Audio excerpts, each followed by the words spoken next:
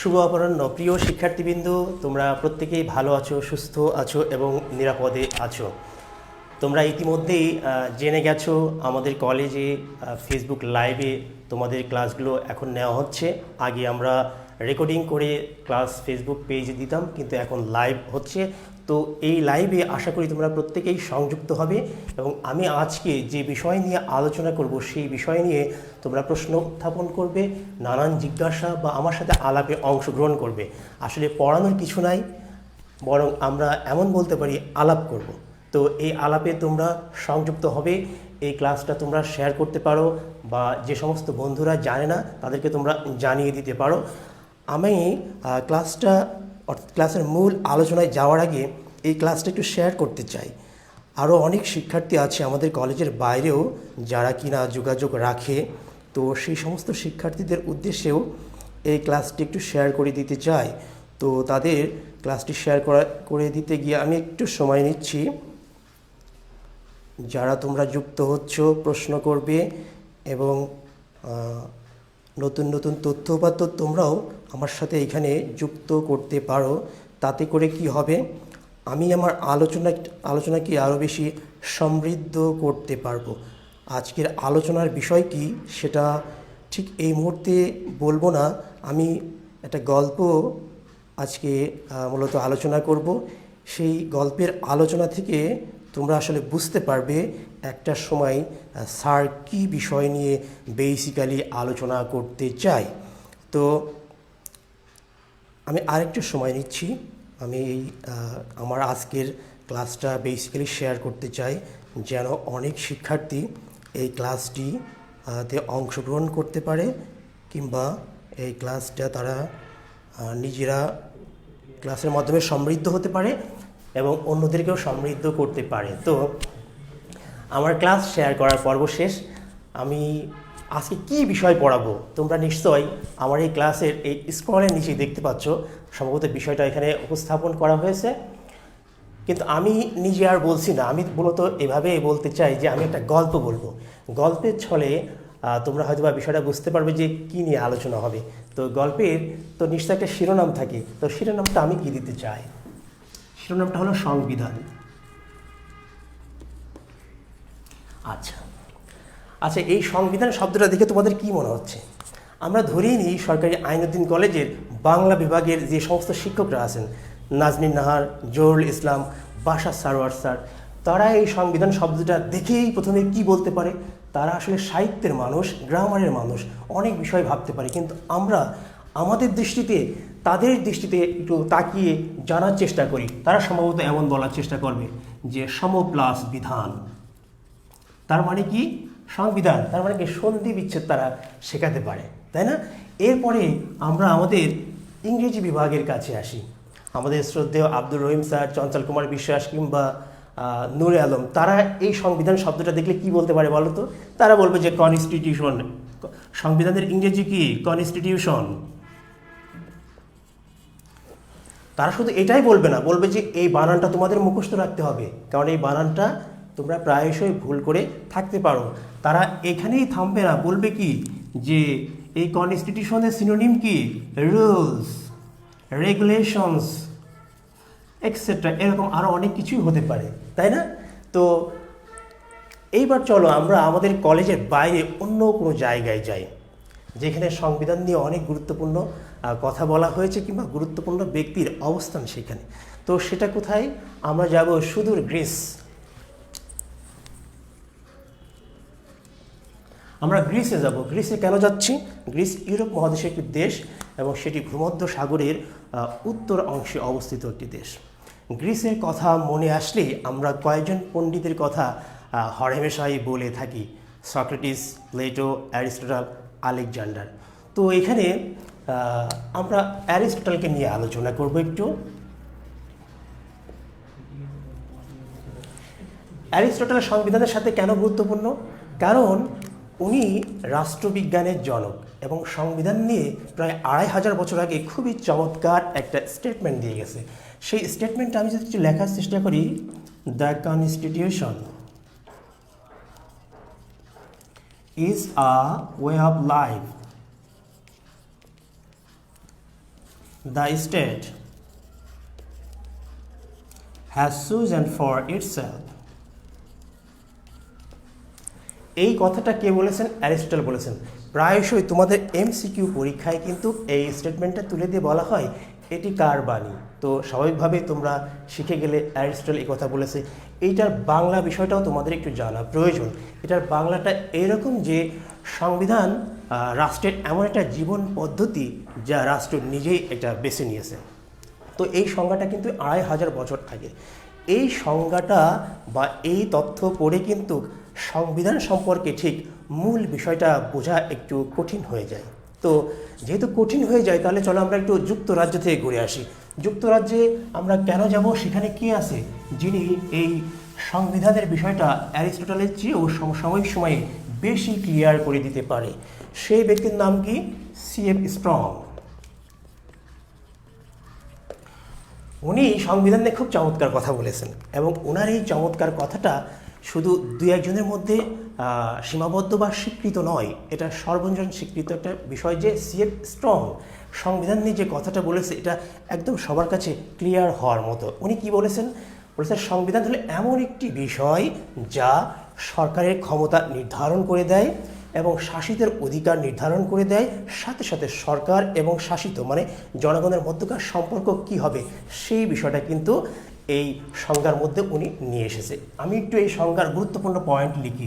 বলছে যে সরকারের ক্ষমতা কি? সরকারের ক্ষমতা শাসিতের অধিকার।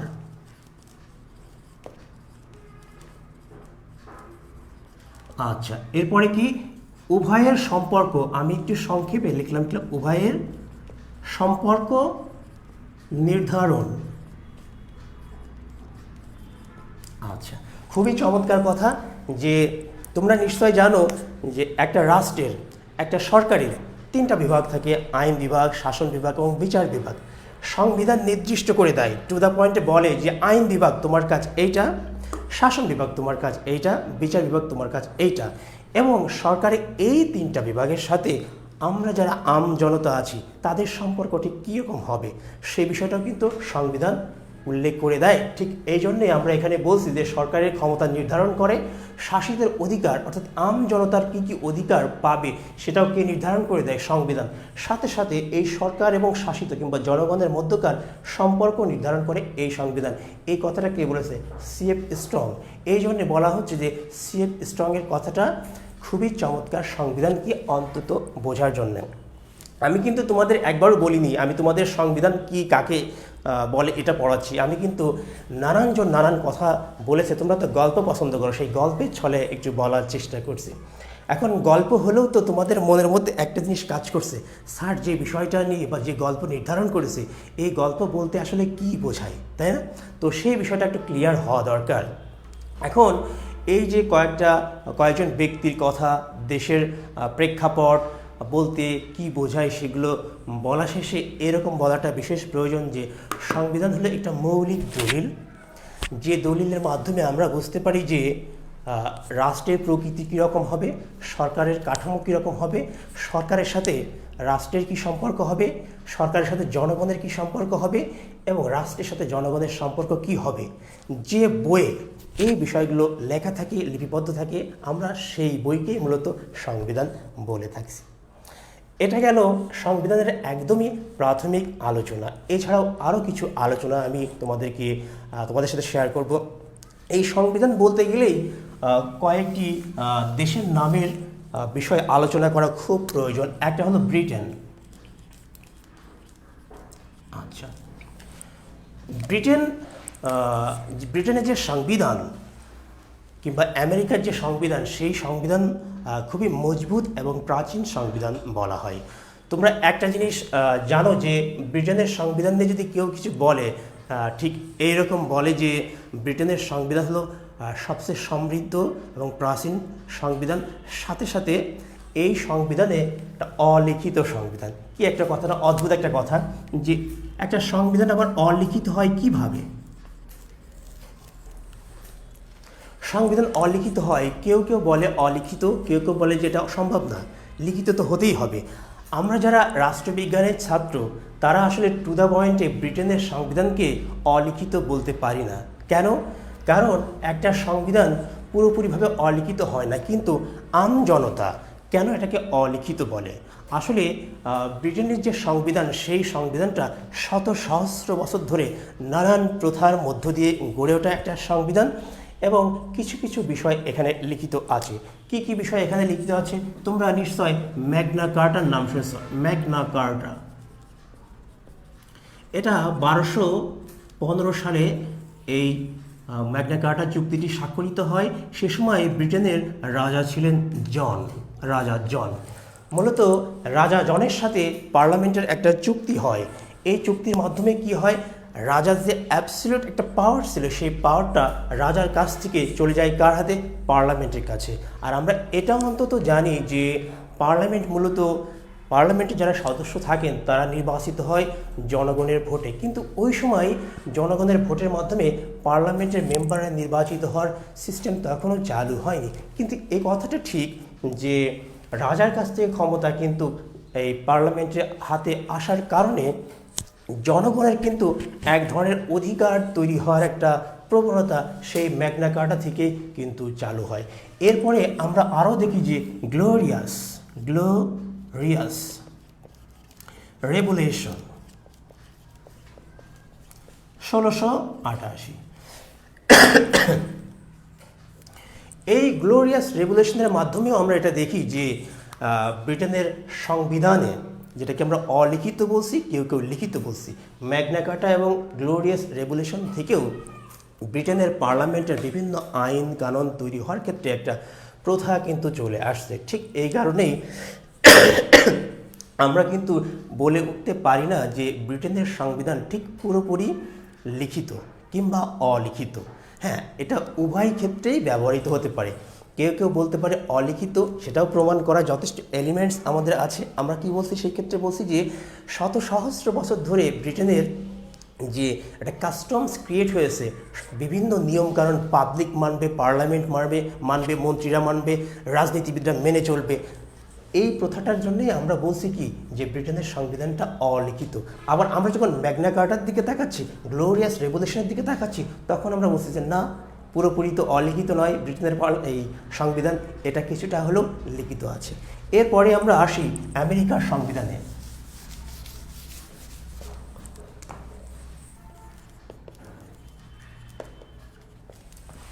আমেরিকার সংবিধান পৃথিবীর সমৃদ্ধ সংবিধানের মধ্যে একটি, কিন্তু খুব ইন্টারেস্টিং কিছু পয়েন্ট তোমাদেরকে আমেরিকার সংবিধান সম্পর্কে বলে যায়।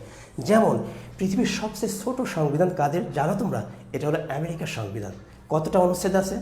7টি মাত্র অনুচ্ছেদ আছে। 7টি অনুচ্ছেদ এই ব্রিটেনের সংবিধানে, এই আমেরিকার সংবিধানে। আচ্ছা, এরপরে আমরা আসি আমাদের পাশের দেশ ইন্ডিয়া। পৃথিবীর সবচেয়ে বড় সংবিধান কার? এটা যদি বলি সেটা হলো ইন্ডিয়া। ইন্ডিয়ার সংবিধানে 448টা অনুচ্ছেদ আছে।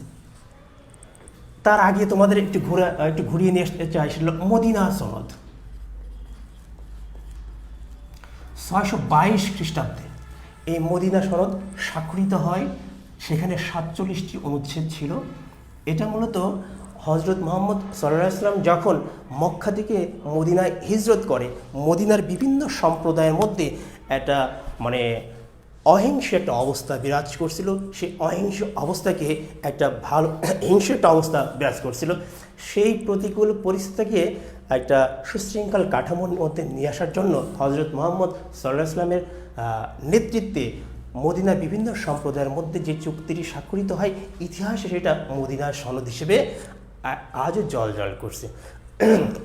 আমি তোমাদের বাংলাদেশের সংবিধান নিয়ে গল্প বলার জন্য বেশ কয়েকটি দেশের গুরুত্বপূর্ণ সংবিধানের প্রেক্ষাপট আলোচনা করলাম, যেন তোমরা আস্তে আস্তে বুঝতে পারো যে বাংলাদেশের সংবিধানের একটা ঐতিহাসিক প্রেক্ষাপট আছে। ঐতিহাসিক প্রেক্ষাপট ছাড়া কিন্তু সংবিধান তৈরির মতো একটা গুরুত্বপূর্ণ জিনিস তৈরি করা সম্ভব নয়। এখন তোমাদের মনে হতে পারে যে এত সব দেশের যে সংবিধান রয়েছে, বাংলাদেশের সংবিধানের একটা ঐতিহাসিক প্রেক্ষাপট রয়েছে। তো এই বাংলাদেশের সংবিধান তৈরির ইতিহাসটা আজকে বলবো। এছাড়া সংবিধানের মধ্যকার নানান বিষয় সেটা পরবর্তী ক্লাসে আলোচনা করা হবে। তো তোমরা কি জানো? তোমরা জানো যে 1972 সালের 16ই ডিসেম্বর, আমি একটু সংক্ষেপে লিখি, বাংলাদেশের সংবিধান কী হয়েছিল? কার্যকর হয়েছিল। আচ্ছা, কিন্তু ইন্টারেস্টিং ব্যাপার, তাহলে এই 1972 সালের 16ই ডিসেম্বরের আগ পর্যন্ত বাংলাদেশ কিভাবে চলেছিল, কিসের ভিত্তিতে চলেছিল? কারোর মৌখিক কথাই এটা তো হতে পারে না। একটা স্বাধীন সার্বভৌম রাষ্ট্র মুখে মুখে কোনো রকম লিখিত বা শক্তিশালী ডকুমেন্ট ছাড়া পরিচালিত হওয়ার কোনো সম্ভাবনাই নেই। তো সেক্ষেত্রে দুটি গুরুত্বপূর্ণ উপাদান এখানে কাজ করেছে। এই 1972 সালের 16 ডিসেম্বরের আগ পর্যন্ত যে এলিমেন্টস দিয়ে বাংলাদেশ রাষ্ট্র পরিচালিত হয়েছে, তার মধ্যে দুটি গুরুত্বপূর্ণ এলিমেন্টস খুবই গুরুত্বপূর্ণ। সেই এলিমেন্টস দুটাকে আমরা বলছি যে অস্থায়ী সংবিধান। এই 1972 সালের সংবিধানের আগের সংবিধানকে আমরা অস্থায়ী সংবিধান বলছি। তাহলে সেই মূলত এটা সংবিধান হিসেবে স্বীকৃতি দিতেই হবে। সেই দুটি উপাদান একটু বলি। একটা হলো স্বাধীনতার ঘোষণাপত্র, স্বাধীনতার ঘোষণাপত্র, আরেকটা হলো অস্থায়ী সংবিধান আদেশ। আমি এই দুটি বিষয় নিয়ে বিস্তারিত আলোচনা করব। আচ্ছা, স্বাধীনতার ঘোষণাপত্র জারি করা হয় 10 এপ্রিল 1971, সংক্ষেপে লিখলাম। আর অস্থায়ী সংবিধান আদেশ জারি করা হয় 11ই জানুয়ারি, এটাও সংক্ষিপ্ত 1972, সংক্ষেপে লিখলাম। এখন তোমরা জানো যে 1971 সালের 26শে মার্চে কী হয়েছিল? বাংলাদেশের স্বাধীনতা কিন্তু ঘোষণা করা হয়েছিল। কিন্তু সেই স্বাধীনতার একটা লিগালাইজ করার জন্যে, বৈধতা দেওয়ার জন্যে কোনো একটা লিগাল ডকুমেন্টের প্রয়োজন ছিল। তো ঠিক সেরকম চিন্তা থেকেই তোমরা এটা জানো যে 1970 সালের 7 ডিসেম্বর এবং 1971 সালের 7 মার্চ পূর্ব পাকিস্তানে এবং পুরো পাকিস্তানে জাতীয় পরিষদ এবং প্রাদেশিক পরিষদের নির্বাচন অনুষ্ঠিত হয়। তো এই দুটি নির্বাচনে আমাদের বর্তমান বাংলাদেশ, পূর্বে কিনা পূর্ব পাকিস্তান ছিল, সেইখানে যারা যারা জাতীয় পরিষদ এবং প্রাদেশিক পরিষদের সদস্য নির্বাচিত হয়েছিল, তাদের নিয়ে কিন্তু একটা গণপরিষদ গঠিত হয়েছিল। কোন সময়ে? মুক্তিযুদ্ধ চলাকালীন। এবং সেই গণপরিষদ সদস্যরাই 10 এপ্রিল স্বাধীনতার ঘোষণাপত্রে তৈরি করে আর কি। এবং এই স্বাধীনতার ঘোষণাপত্রটা একদম ব্যক্তিগতভাবেই বলা যায় লিখেছিলেন ব্যারিস্টার আমিরুল ইসলাম। তো এই গণপরিষদের সদস্যরা 10 এপ্রিল, পরবর্তীতে 17 এপ্রিল 1971 সালে ঐতিহাসিক মুজিবনগরে এসে কি করে? শপথ বাক্য পাঠ করে। এখন এই স্বাধীনতার ঘোষণাপত্র দ্বারা কি হলো? জাতির জনক বঙ্গবন্ধু শেখ মুজিবুর রহমানের যে স্বাধীনতার ঘোষণা, সেটা কিন্তু আন্তর্জাতিকভাবে এটা লিগালাইজ করার সুযোগ বিশালভাবে তৈরি হলো। কিন্তু ওনার এই স্বাধীনতার ঘোষণাপত্রটাকে আমরা একটা লিগাল ফ্রেমওয়ার্কের মধ্যে নিয়ে আসতে সক্ষম হয়েছিলাম এই স্বাধীনতার ঘোষণাপত্রের মধ্য দিয়ে।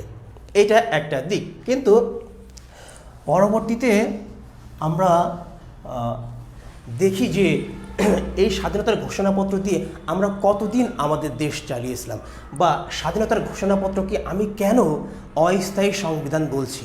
তার মানে সংবিধান যেভাবে হয়, সেই সংবিধানের একটা ছিটে ফোটা কিংবা কিছু একটা সাইন কিন্তু এই স্বাধীনতার ঘোষণাপত্রের মধ্যে ছিল। আমরা একটু জাস্টিফাই করার চেষ্টা করি যে স্বাধীনতার ঘোষণাপত্র এক ধরনের সংবিধান ছিল। সেটা কি রকম?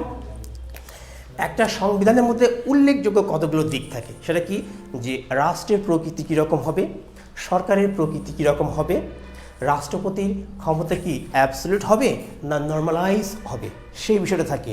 এবং মন্ত্রিসভা কে গঠন করবে, কার নেতৃত্বে হবে, এবং রাষ্ট্রপতি ক্ষমা প্রদর্শন করতে পারবে কি না, এই যে খুঁটিনাটি গুরুত্বপূর্ণ উপাদানগুলো থাকে একটা সংবিধানের মধ্যে, আমরা কিন্তু এই স্বাধীনতার ঘোষণাপত্রের মধ্যে সেটা কিন্তু দেখতে পাই। এবং বঙ্গবন্ধু শেখ মুজিবুর রহমান যে বাংলাদেশের প্রথম রাষ্ট্রপতি হবেন সেটাও কিন্তু এই স্বাধীনতার ঘোষণাপত্রের মধ্যেই ছিল। কিন্তু তার মানে আমরা বলতে পারছি যে এটা হয়তোবা তথাকথিত সংবিধানের মতো নয়, কিন্তু সংবিধানের অনেক এলিমেন্টস কিন্তু এই স্বাধীনতার ঘোষণাপত্রের মধ্যে ছিল।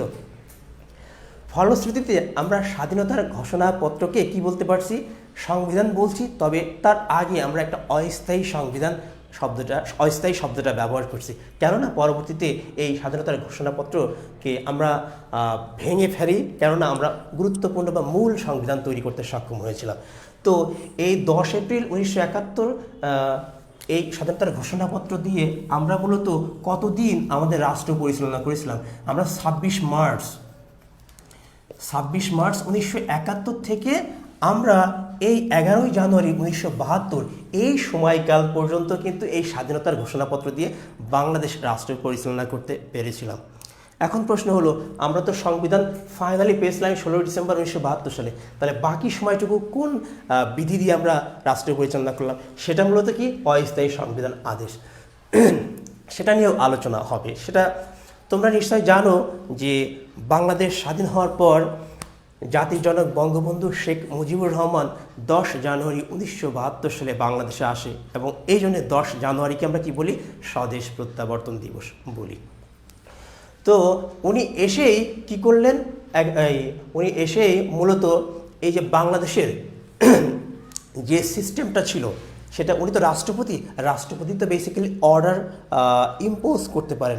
উনি এসে 11 জানুয়ারি অস্থায়ী সংবিধান আদেশ জারি করলেন। আচ্ছা, করার পরে কি হলো, 12 জানুয়ারি জাতির জনক বঙ্গবন্ধু শেখ মুজিবুর রহমান উনি ক্ষমতা ত্যাগ করলেন। অর্থাৎ উনি ক্ষমতা ত্যাগ করে কি হলো, এই অস্থায়ী সংবিধান আদেশের মাধ্যমে মূলত বাংলাদেশ যে একটা মন্ত্রী পরিষদ শাসিত সরকার কাঠামোর স্বপ্ন দেখেছিল সেই ব্যবস্থার মধ্যে আসতে সক্ষম হলো। এবং বঙ্গবন্ধু শেখ মুজিবুর রহমান কি করলেন, উনি রাষ্ট্রপতি থেকে ইস্তফা দিলেন এবং বিচারপতি আবু সাইদ চৌধুরী রাষ্ট্রপতি হলেন এবং বঙ্গবন্ধু প্রধানমন্ত্রীর দায়িত্ব গ্রহণ করলেন। তাহলে এই যে অস্থায়ী সংবিধান আদেশটাকেও আমরা কেন অস্থায়ী সংবিধান বলছি, তারও কতগুলো কারণ আছে। তাহলে আমরা আবারও পূর্বের স্বাধীনতার ঘোষণাপত্রের মতো এটাকে জাস্টিফাই করি, এটাও কেন কি একটা অস্থায়ী সংবিধান, অন্তত বাংলাদেশের প্রেক্ষাপটে। আমরা অস্থায়ী সংবিধান আদেশটা পর্যবেক্ষণ করলে দেখি যে এটি দিয়েই মূলত 16 ডিসেম্বরের পূর্ব পর্যন্ত 11 জানুয়ারি থেকে 16 ডিসেম্বর 72 পর্যন্ত বাংলাদেশ রাষ্ট্র পরিচালিত হয়েছিল। আচ্ছা, এরপরে এই অস্থায়ী সংবিধান আদেশের মধ্যে আমরা দেখি যে বাংলাদেশে একটা মন্ত্রিসভা থাকবে এবং সেই মন্ত্রিসভার যিনি প্রধান হবেন তাকে প্রধানমন্ত্রী বলা হবে, এবং রাষ্ট্রপতির সাথে পরামর্শক্রমে প্রধানমন্ত্রী অন্যান্য মন্ত্রীগণকে নিয়োগদান করবেন, এবং রাষ্ট্রপতিরও মূলত অ্যাবসলিউট পাওয়ার থাকবে না, নর্মাল পাওয়ার থাকবে। সেই প্রক্রিয়ার মধ্য দিয়ে মূলত কি বাংলাদেশ রাষ্ট্র পরিচালিত হচ্ছিল। এই অস্থায়ী সংবিধান আদেশে কিন্তু সেই সমস্ত গুরুত্বপূর্ণ উপাদানগুলো কিন্তু বলা ছিল। ঠিক এই কারণেই অস্থায়ী সংবিধান আদেশকেও আমরা কি বলছি, আমরা বলছি হলো এই একটা অস্থায়ী সংবিধান। এবং এই দুটি সংবিধানের অস্থায়ী সংবিধানের মাধ্যমে বাংলাদেশ রাষ্ট্র 16 ডিসেম্বর 1972 সাল পর্যন্ত পরিচালিত হয়েছিল। এইবার টু দ্য পয়েন্টে আলোচনা করব যে বাংলাদেশের সংবিধান কে বা কারা তৈরি করেছিল, সেই ঘটনাটা দিয়েই মূলত আজকে ক্লাস শেষ হবে।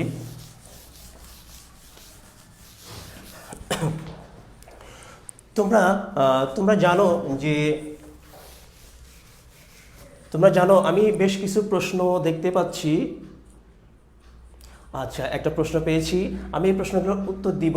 আগে আমার বাকি অংশটুকু শেষ করি। প্রশ্নের উত্তর দেওয়ার জন্য আমি পরবর্তী একদম শেষের দিকে 3-4 মিনিট আলোচনা করব, প্রশ্নোত্তর পর্ব রাখবো আর কি। এখন এই আলোচনার মানে কিভাবে সংবিধান টু দ্য পয়েন্টে আমরা তৈরি করতে পেরেছিলাম, একটা সুন্দর আমরা সংবিধান পেয়েছিলাম। তো আমরা দেখি যে 22 মার্চ 1972, আচ্ছা, এই 22 মার্চ 1972 সালে বিচারপতি আবু সাইদ চৌধুরী, তিনি কিন্তু আর বিচারপতি নন, তিনি তখন বাংলাদেশের মহামান্য রাষ্ট্রপতি। উনি কি জারি করলেন, উনি হলো গণপরিষদ আদেশ জারি করলেন। গণপরিষদ আদেশ। আচ্ছা, গণপরিষদ কি সেটা কিন্তু পরের আলোচনায় আমি পরের ক্লাসে এই বিষয়গুলো ছোটো ছোটো কিছু টার্ম আছে সংবিধান সম্পর্কিত, সেগুলো নিয়ে আলোচনা করব। গণপরিষদ আদেশ উনি জারি করলেন। এখন এই গণপরিষদের সদস্য কে বা কারা হবেন এইটুকু বলে রাখি যে তোমরা ধরে নাও গণপরিষদ এক ধরনের পার্লামেন্ট। হ্যাঁ, তার মানে পার্লামেন্টে মেম্বার্স থাকে, তাহলে গণপরিষদের কী হতে হবে আমি কিছু বলছি, তোমরা ধরে নাও। গণপরিষদ একটা আলাদা জিনিস, গণপরিষদ সমান সমান পার্লামেন্ট তোমরা ধরে নিলে তোমাদের এই গণপরিষদের আজকের আলোচনাটা বুঝতে সুবিধা হবে। তো এই গণপরিষদের নিশ্চয় কি থাকবে, সদস্য থাকবে। কে বা কারা এই গণপরিষদের সদস্য হবে? ওই যে তোমাদের বলেছিলাম 1970-এর 7 ডিসেম্বর এবং 1971-এর 7 মার্চের যে জাতীয় এবং প্রাদেশিক নির্বাচন হয় এবং পূর্ব পাকিস্তান থেকে যারা জাতীয় পরিষদের এবং প্রাদেশিক পরিষদের সদস্য হন তারাই কিন্তু এই গণপরিষদের সদস্য হতে সক্ষম হয়। তো সেখানে অনেকজন এই সদস্য হয়েছিলেন। আমরা পরে দেখি যে সর্বসাকল্যে 403 জনকে এই গণপরিষদের সদস্য রাখা হয়েছিল এবং 400 জন ছিল মূলত এই আওয়ামী লীগের, হ্যাঁ, আর 3 জন ছিল বিরোধী দলের এই গণপরিষদের সদস্য। এখন এই 403 জনকে দিয়ে তো সংবিধান তৈরি করা যায় না, তাহলে একটা হযবরল অবস্থার সৃষ্টি হতে পারে। এই জন্য কী করা হলো, এই 403 জনের মধ্য থেকে 34 জনকে কী করা হলো, 34 জনকে নিয়ে এই সংবিধান প্রণয়ন কমিটি গঠন করা হলো। সংবিধান প্রণয়ন কমিটি। প্রিয় শিক্ষার্থীবৃন্দু, তোমরা একটা জিনিস খুব পেঁচিয়ে ফেলো, সেটা কি যে এই সংবিধান প্রণয়ন কমিটির সদস্য 34 না 35, তাই না? আসলে আগরতলা ষড়যন্ত্র মামলার আসামি ছিল 35 জন। ওইখানে আর একটা টেকনিক্যাল প্রশ্ন করা হয়, বঙ্গবন্ধু সহ কয়জন, বঙ্গবন্ধু বাদে কয়জন, বা মোট কয়জন, এই বিষয়গুলো তোমরা একটু লক্ষ্য রেখে পড়বে আর কি। যাই হোক, এই 34 জন সংবিধান প্রণয়ন কমিটির সদস্য করা হয়। এখন একজন তো ক্যাপ্টেন প্রয়োজন, তাই না? ক্যাপ্টেন কি? ডক্টর কামাল হোসেন, যিনি বর্তমানে বাংলাদেশের একটা রাজনৈতিক দল গণফ্রমের চেয়ারম্যান কিংবা সভাপতি যাই বলা হোক না কেন, তার নেতৃত্বে এই 34 জন সংবিধান প্রণয়ন করার জন্য নানান প্রক্রিয়া শুরু করলো। তো এইরকম প্রশ্ন মাঝে মাঝে করা হয় যে বাংলাদেশের সংবিধান মূলত কোন দুটি সংবিধানের অভিজ্ঞতা থেকে তৈরি করা হয়েছে? একটা হলো যুক্তরাজ্য আর একটা হলো আমাদের প্রতিবেশী রাষ্ট্র ভারত। এই দুটি রাষ্ট্রের সংবিধান যদি আমরা একটু পর্যবেক্ষণ করার চেষ্টা করি তাতে দেখব যে ওই দুটি সংবিধানের অনেক ছাপ কিন্তু আমাদের সংবিধানের মধ্যে রয়ে গেছে। ঠিক এবং এই দুটি দেশ থেকে অভিজ্ঞতা নিতে ডক্টর কামাল হোসেন এবং তার টিম কিন্তু সংশ্লিষ্ট দেশ দুটিতে ভ্রমণ করেছিল এবং আরও কিছু দেশ থেকেও কিন্তু অভিজ্ঞতা নিয়েছিল। তবে মোটা দাগে এই দুটি দেশের সংবিধানের ছাপ আমরা কিন্তু দেখতে পাই আমাদের সংবিধানে। তো এই টিম 34 জনের টিম নানানভাবে অভিজ্ঞতা অর্জন করার মধ্য দিয়ে একটা কিন্তু খসড়া সংবিধান তৈরি করা হয়। তোমরা খসড়া নিশ্চয়ই বোঝো, ম্যাথমেটিক্সে তোমরা খসড়া করে আসছো পরীক্ষার খাতায়। হ্যাঁ, এই যে পৃষ্ঠায় তোমরা উত্তর লেখো তার উল্টা পাশে এই অভিজ্ঞতা তোমাদের আছে। তবে সংবিধানের খসড়াটা আবার একটু গুরুত্বপূর্ণ, তাই না? সেই গুরুত্বপূর্ণ খসড়া সংবিধানটা সর্বসাকল্যে এই 34 জনের কমিটি গণপরিষদে উপস্থাপন করে কোন তারিখে? 12 অক্টোবর 1972 সালে। এই তারিখগুলো কিন্তু এমসিকিউ পরীক্ষায় আসে। 12 অক্টোবর 72, বাংলা ইংলিশ একটু মিলিয়ে ফেললাম, যাই হোক। তো এই তারিখে তারা গণপরিষদে খসড়া, ফাইনাল যে খসড়াটা সেটা কিন্তু উপস্থাপন করে। এবং গণপরিষদ কি করে? গণপরিষদ এই খসড়া সংবিধান নিয়ে অনেক আলাপ আলোচনা, তর্ক বিতর্ক করে কিন্তু। এবং সেই তর্ক বিতর্ক, আলাপ আলোচনা শেষে আমরা দেখতে পাই 4 নভেম্বর 72-এ কী হয়? গণপরিষদ কিছু কাটছাট করে খসড়া সংবিধানকে ফাইনাল সংবিধান হিসেবে গ্রহণ করে। তো প্রশ্ন আসে যে এই সংবিধান প্রণয়ন কমিটি গণপরিষদে কত তারিখে খসড়া সংবিধান উপস্থাপন করে? সেটা হলো 12 অক্টোবর 72। আর গণপরিষদ সেই খসড়া সংবিধানকে গ্রহণ করে চূড়ান্তভাবে 4 নভেম্বর 1972 সালে। এই দিকটা গেল। এখানে আরও কয়েকটা টেকনিক্যাল প্রশ্ন আছে যে এই সংবিধান প্রণয়ন কমিটির একমাত্র বিরোধী দলীয় সদস্য কে ছিলেন, সে হলো সুরঞ্জিত সেনগুপ্ত। আর মহিলা সদস্য কে ছিলেন, বেগম রাজিয়া বানু। এই দুটি বিষয় তোমাদের মনে রাখতে হবে। এখন তাহলে তো সংবিধান তো গণপরিষদ কর্তৃক গৃহীত হয়ে গেল। হয়ে যাওয়ার পরে কি হলো, হয়ে যাওয়ার পরে আমরা দেখতে পাই যে এই যারা এই কমিটির দায়িত্বে যারা আছেন কিংবা গণপরিষদের যারা সদস্য আছেন, তাদের তো চূড়ান্তভাবে এই সংবিধানে সাইন করতে হবে। সাইন না করলে এই সংবিধানে তো ভ্যালু থাকবে না। তো আমরা দেখতে পাই যে মোটামুটি 15ই ডিসেম্বরের মধ্যে প্রথমে সাইন করে হলো শেখ মুজিবুর রহমান, তিনি তৎকালীন সময়ের প্রধানমন্ত্রী ছিলেন, এবং পর্যায়ক্রমে গণপরিষদের অন্যান্য সদস্যরা কিন্তু এই সংবিধানে সাইন করে। এবং একটু তাড়াহুড়া করা হচ্ছিল, কেননা 16 ডিসেম্বর আমাদের বিজয়ের দিন। হ্যাঁ, সেই দিনে এই সংবিধানটাকে কার্যকর করার একটা তীব্র আকাঙ্ক্ষা গণপরিষদ সদস্যদের মধ্যে ছিল। তো পরবর্তীতে আমরা দেখতে পাই এত সব প্রক্রিয়ার মধ্য দিয়ে 1972 সালের 16 ডিসেম্বর আমাদের এই সংবিধান চূড়ান্তভাবে কার্যকর হয়। একটা প্রশ্ন আসে যে বাংলাদেশের সংবিধান কার্যকর হয় কোন তারিখে? হ্যাঁ, সেটা হলো 16 ডিসেম্বর 1972 সালে। কিন্তু আর একটা প্রশ্নও আসে যে বাংলাদেশের সংবিধান দিবস কত তারিখ? তখন যে তোমরা 12ই অক্টোবর কিংবা 16 ডিসেম্বর বলো, তাহলে ভুল হয়ে যাবে। হ্যাঁ, সংবিধান দিবস মূলত 4 নভেম্বর। ঠিক আছে, এই জিনিসটা মনে রাখতে হবে। তো মোটা দাগে সংবিধান তৈরির এই গল্প তোমাদের পাঠ্যপুস্তকে কিন্তু এরকম দেওয়া নাই। তো আমার কাছে মনে হলো যে শুরুর পূর্বে কিছু কথা থাকে, সেই শুরুর পূর্বের কিছু কথা যদি তোমাদের ক্লিয়ার থাকে, তাহলে মূল সংবিধানটা বুঝতে অনেক সুবিধা হবে। এবার দেখি প্রশ্ন এসছে, মুক্তিযুদ্ধ কি কোনো সংবিধানের অধীনে চলেছিল? হ্যাঁ, এটা আমি প্রথমেই কিন্তু আলোচনার মধ্যে বলেছি যে টু দ্য পয়েন্টে আমাদের তথাকথিত সংবিধান ছিল না, কিন্তু আমরা ধরে নিতে হবে যে আমাদের স্বাধীনতার ঘোষণাপত্র যেটা ছিল 10 এপ্রিল যেটা জারি করা হয়েছিল, সেটাই আমাদের একটা অস্থায়ী সংবিধান। এবং সেই স্বাধীনতার ঘোষণাপত্র অস্থায়ী সংবিধানের আলোকেই কিন্তু আমাদের কি হয়েছিল, আমাদের কিন্তু এই মহান মুক্তিযুদ্ধ সংগঠিত হয়েছিল। এটা বলতেই হবে কিন্তু আমরা যদি দেশপ্রেমিক মানুষ হয়ে থাকি। যাই হোক, পরের প্রশ্ন কি? পরের প্রশ্ন দেখছি যে আচ্ছা, এই অচিন পাখি অদ্ভুত নাম, এই ধরনের নাম থাকা ঠিক না, টু দ্য পয়েন্টে কারেক্ট নাম থাকা উচিত। তো অচিন পাখি সে খসড়া শব্দটা আসলে বুঝতে চেয়েছে, আমার মনে হয় সে বুঝতে পেরেছে। তারপর আমি একটু বলি, খসড়া তো কোনো একটা জিনিস ফাইনাল করার আগে একটু অনুশীলন করে নেওয়া, যেটাকে আমরা বলি ইংলিশে বলি রাব করে নেওয়া। মানে খসড়ার চেয়ে রাব শব্দটা আসলে বেশি জনপ্রিয়তা পেয়েছে আমাদের মধ্যে। তো খসড়া সমান সমান রাব, এই জিনিসটা বুঝলে মনে হয় এটা আর বোঝানোর দরকার আছে কি? আর তেমন কোনো প্রশ্ন দেখছি না।